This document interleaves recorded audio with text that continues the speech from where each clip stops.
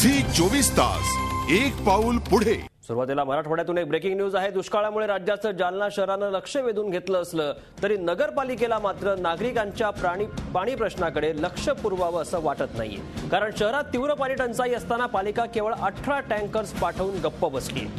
खासगी टँकर्सची संख्या आहे तब्बल 1200। त्यामुळे जालनाकरांना केवळ पाण्यासाठी रोज 80 लाख रुपये खर्च करावे लागतात। पाहूयात झी 24 तासचा हा स्पेशल रिपोर्ट।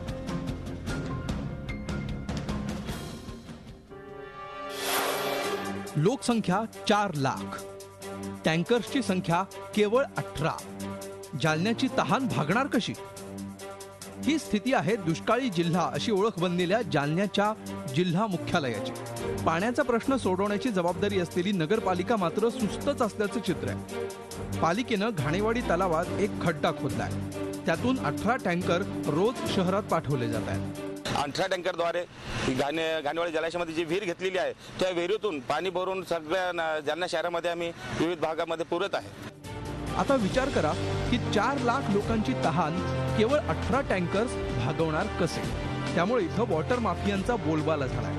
शहरात पाण्याची राजरोस विक्री सुरू आहे। 4 लाख लोकसंख्येला पालिकेचे केवळ 18 टँकर्स पुरे पडत नसल्यामुळे तब्बल 1200 खासगी टँकर्स शहराला पाणी देत आहेत। सुमारे 300 ऑटो रिक्षांमधून दररोज 7 लाख रुपयांचं पाणी जालन्यात विकलं जात आहे। लोडिंग रिक्षांमध्ये टाक्या ठेवून 12 लाख रुपयांच्या पाण्याची विक्री रोज केली जाते।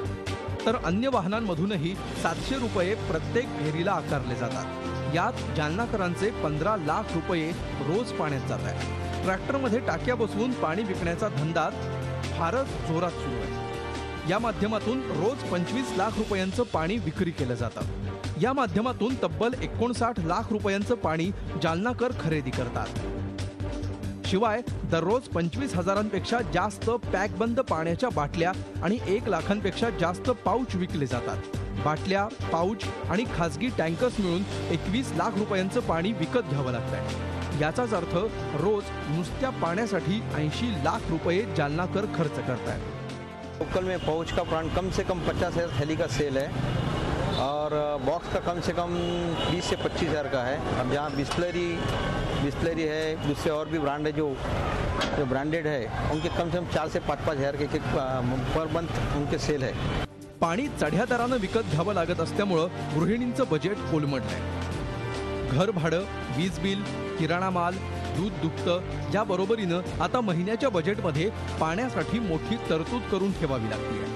कमीत कमी आम्हाला 2 किंवा 2.5 हजाराचं पाणी लागतंय महिन्याला आणि आम्ही पोटाला पीळ मारावं लागेल, पण पहिलं पाण्याची सोय सुविधा करावं लागेल।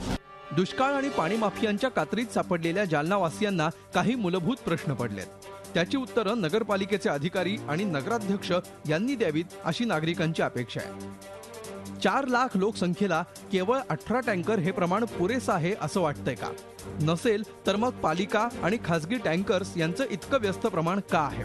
खासगी पाणीवाल्यांचं भलं करण्यासाठीच तर पालिका निष्क्रियतेचं सोंग आणत नाहीये ना? आणि यामागे टँकर लॉबीचा दबाव कारणीभूत आहे का? लोकांचे रोजचे 80 लाख रुपये पाण्यात जात असताना निष्क्रिय नगरपालिकेवर सरकार कारवाई का करत नाही असा प्रश्न नागरिकांना पडलाय। झी 24 ताससाठी नितेश महाजन, जालना। झी 24 तास एक पाऊल पुढे।